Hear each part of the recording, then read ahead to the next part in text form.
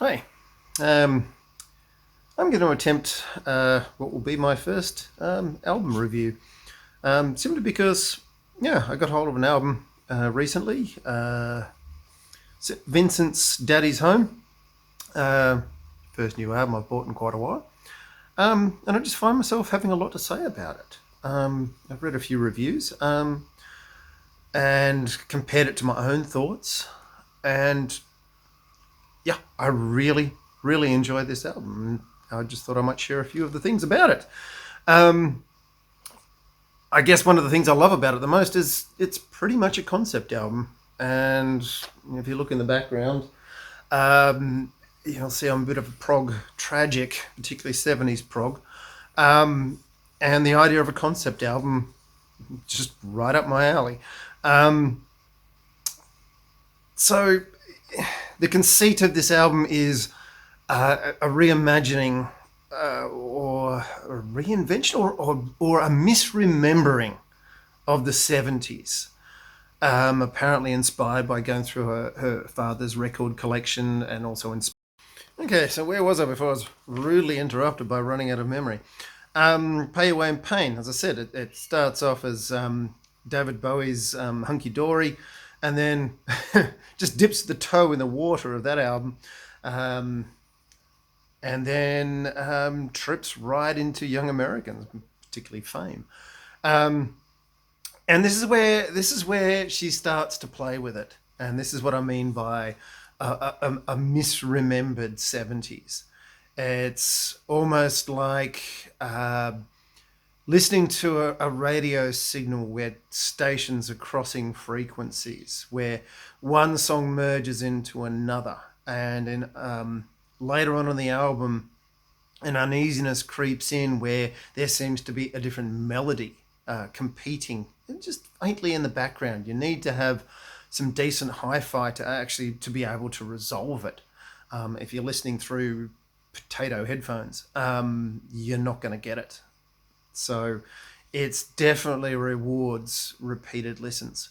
Um, and the uneasiness creeps in again. It's like you've got that the funk coming in. You've got it's full of fat modular synth, um, bass. It's a fully fat song, and it's probably the most St Vincent song with the energy associated with it.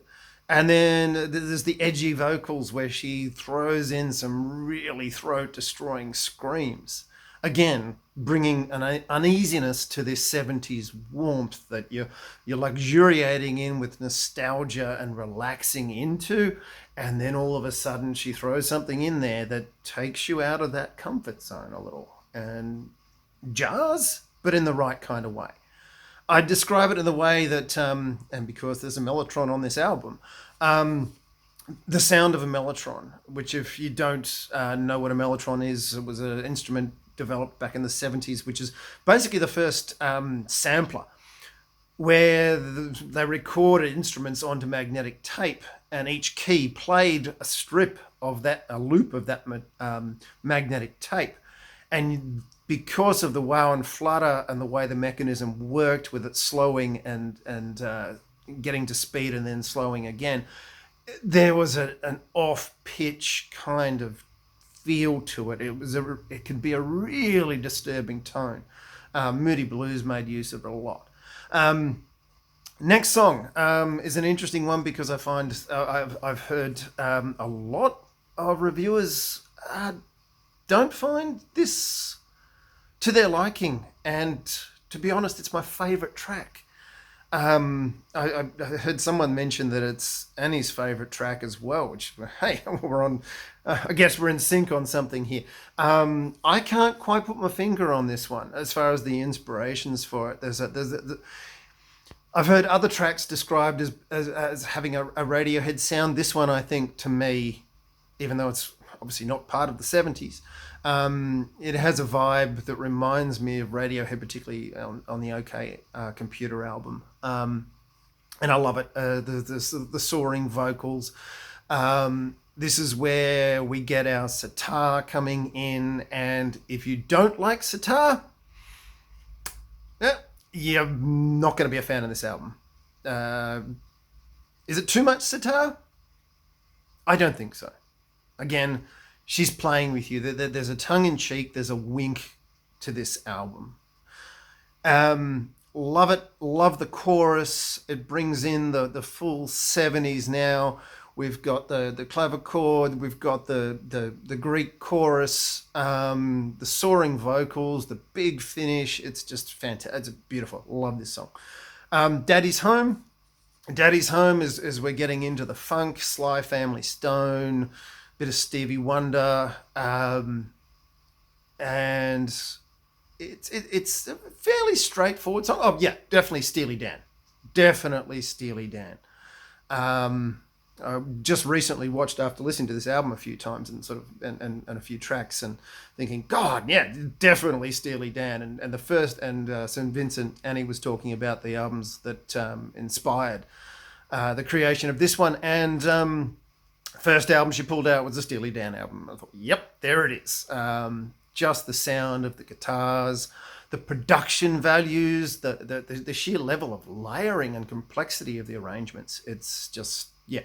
And this is probably the closest to Steely Dan. Steely Dan merged with a bit of Stevie Wonder and Sly and the Family Stone. So it's like, it's really mixing the genres from this period. Living the Dream.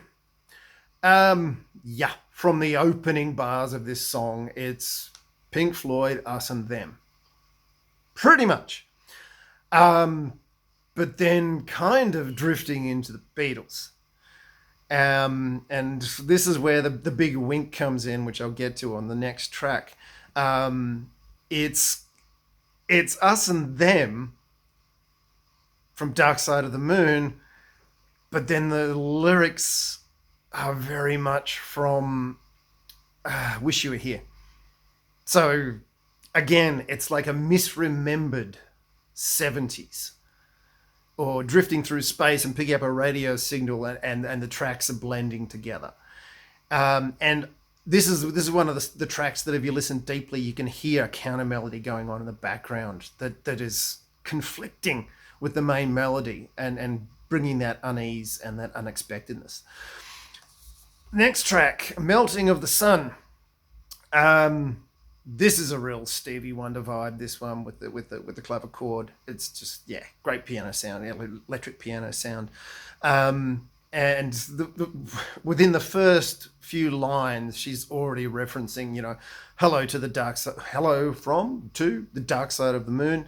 So she's basically saying to the listener, yeah, that last song you listened to and you thought, oh, gee, that sounds like a rip-off of Dark Side. Yeah, it's meant to be. It's there. She's winking at you. It's not an accidental pastiche.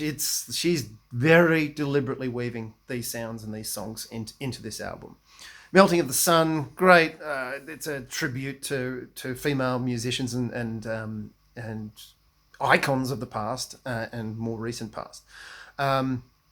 Again, great. Call and response with the chorus, the great chorus again, lovely bit of guitar. Oh yeah, sorry, and back to Living the Dream. Finishes with a David Gilmour-esque guitar solo, which at the end she throws in the Annie guitar, the thrashy, harsh bit at the end to make it's still me. It's still me. Humming interlude number 1. These humming interludes. These ones are interesting. I think the device on the album is to give you that sense of otherworldliness. Again, the radio station frequency drifting, because they seem to fall into another time. This one in particular has a real sort of 40s, 50s kind of sound to it. And as though it's just drifting past a passing ghost or a passing memory that's intruding on the present, or in this case, on the 70s. Which, is just gives you a part of the vibe of the album, and sort of just fills these spaces, and a little bit of a palate cleanser. The Laughing Man, a very, obviously a very personal song about the passing of a friend, and the way of revisiting and dealing with that. It's very languid, very languid. The whole album is quite languid, apart from a few tracks, which I love.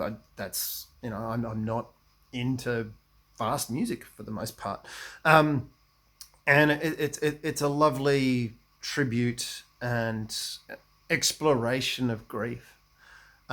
Just a lovely song. Down, Down's great. Again, we're back to Sly Family Stone, Stevie Wonder funk. Um, and again, it starts off one way and then ends up another way. Again, it subverts how this song is going to go. You think it's going to go one way, it goes another way. And again, the big. I'd call this whole album restrained for St Vincent, but restrained in a 70s aesthetic, which, of course, if you're familiar with 70s music, is not that restrained. It's big, overblown, celebratory. It's big finishes, crescendos, lovely. Our next humming interlude, basically same thoughts as the last one. Somebody Like Me. I've heard people compare this one to Pink Floyd, Radiohead.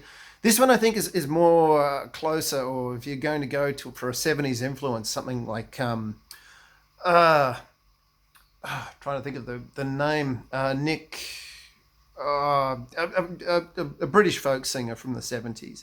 It's a very folksy kind of song, and it's beautiful. It's beautiful. It's got this arpeggio guitar, lovely vocals, and again she teases you. She starts in a certain key, very, very low and close mic'd and intimate, and then she starts to go into the higher ranges.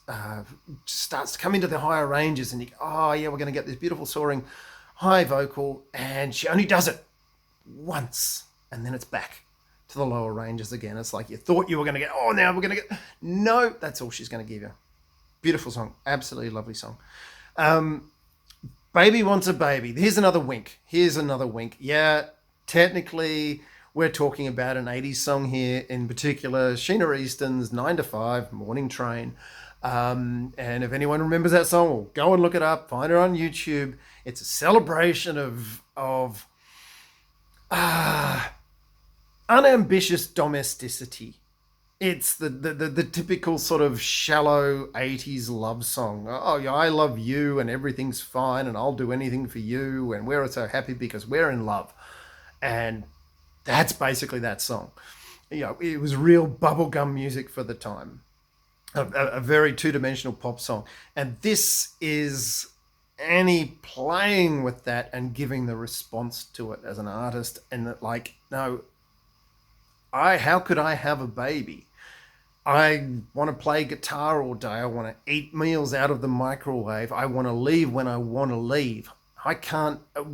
Why would I have a child when I've got so many hang-ups of my own and I'm going to put my mistakes on them? It's a real song about an anxiety and an expectation as a woman as to where's your baby. And this is another song where it builds the tension, and the end, the final, towards the end of the song, there's this repeated line coming through, and again and again and again and again. It almost is like a needle stuck in a track on a record, and it hints and suggests that anxiety created by an existential dread of having to live that kind of life. Again, but it's probably the most fun song as far as like tongue in cheek, and another big wink to the listener.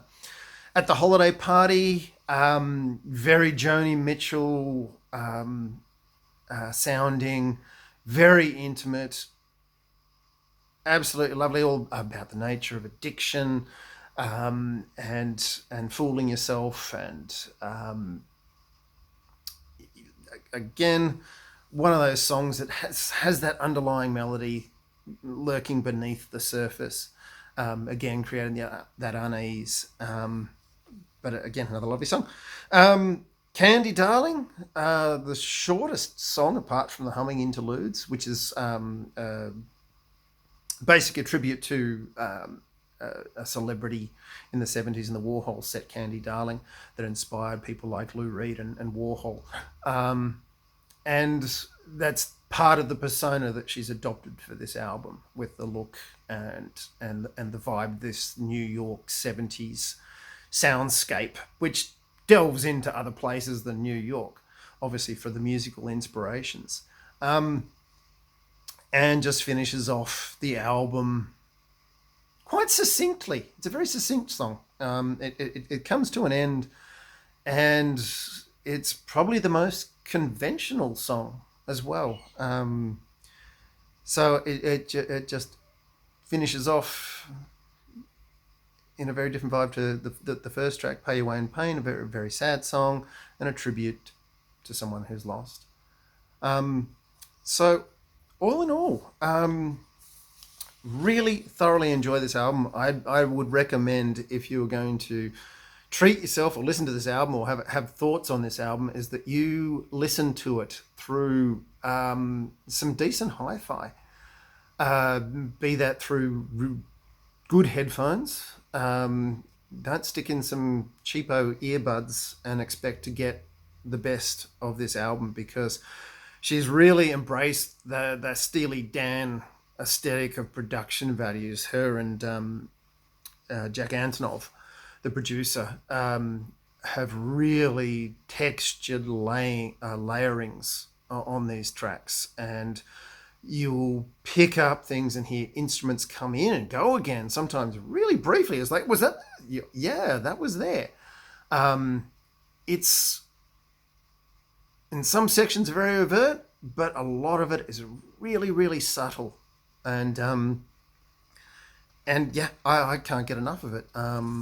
Unfortunately, a few songs are becoming earworms, so I'm probably going to have to listen to something else for a while. But it's, yeah, I highly recommend St Vincent's Daddy's Home. When I get my physical copy, I've only got a digital copy at the moment to listen to. I've got the vinyl ordered. And yeah, that'll be going on a 70s era turntable, which I think will be a perfect match. Thank you.